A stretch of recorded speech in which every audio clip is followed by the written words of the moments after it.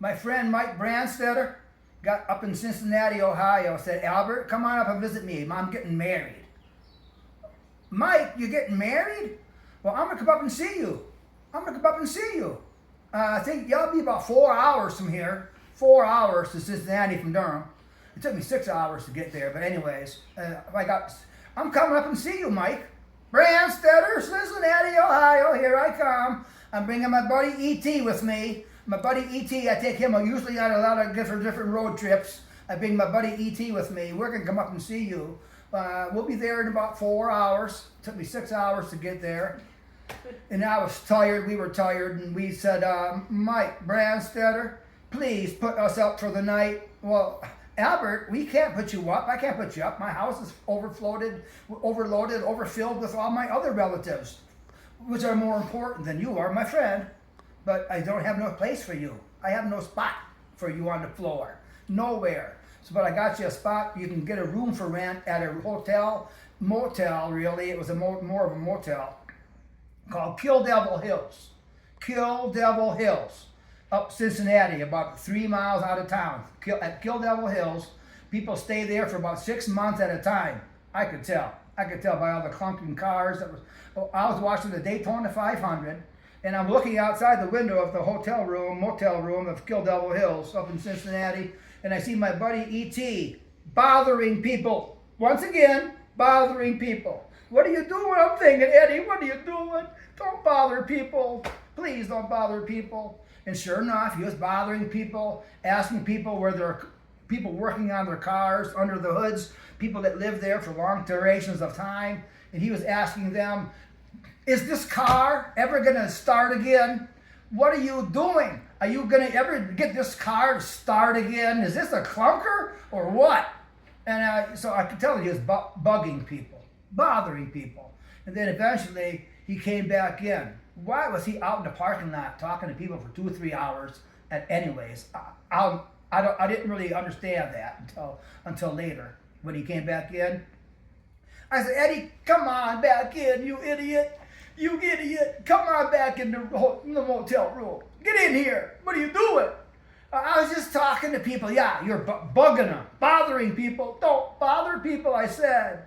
And then about 20 minutes later, boom, boom, boom, boom, boom. A bunch of knocking on the front door. About 12 people standing there, 4 adults and a bunch of children. And I said, what's going on? Hello? What's happening? Where's that? Who are you? I'm Big Al! Big Al! What do you want? What do you want? Well, where's that crazy man? Where's that crazy man? I said, who? You mean my buddy E.T.? He's in the bathroom hiding behind the shower curtain. And I'm telling you one thing. Why? What you want? Well, he's asking weird questions. He's asking really weird questions to our children. And questions that the children's ears should hear. I'm thinking, well, I don't even want to know what he's talking about. What are you talking about? Well, where is he? I said, look, buddy, I'll take care of E.T. here. You don't bother E.T. I'll take care of E.T. Well, if you don't, we'll don't worry about it. I'll take care of it. And then sure enough, they all left. They dispersed. Back to their rooms they went. But now about 25 minutes later, I'm sitting there. I'm thinking about it. Just think, boom, boom, boom on the door again. There it goes. That was the sheriff of the county. The sheriff of the county wanted to know where the crazy man was. Oh, you mean my buddy E.T.?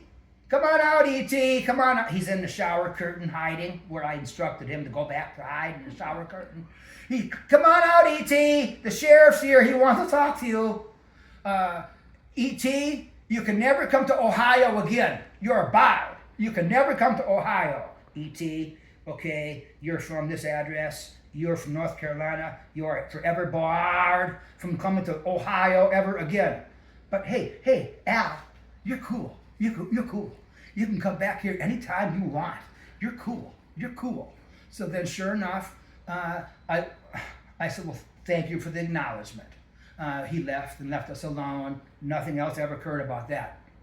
And then the next day, to pass time away from Mike's wedding, while Mike was getting married, we decided to take a couple of hours to go check out this place called Castle LaRouche. Castle by the River is up Cincinnati about 6 miles up the Ohio River, called Castle LaRouche.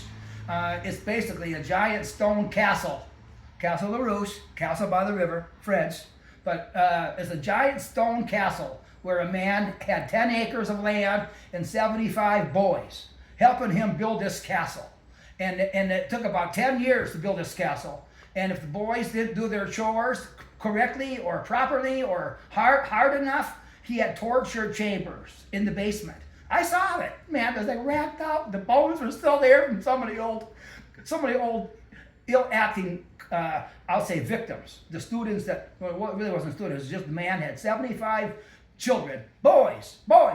And then I found out later that his club, it was a club of 75 young men, and if the only requirement was to do your chores, act good, be nice to the king of the castle, and then also you took a can of green beans, an empty can of green beans, and how this is the last test to know if he wants you in his club or not, his personal attaché club of personal club members. He put an empty green bean can down on the front of the entrance of the castle, and if the boy could pee, if he could pee into the green bean can, he would want that boy to be in his club.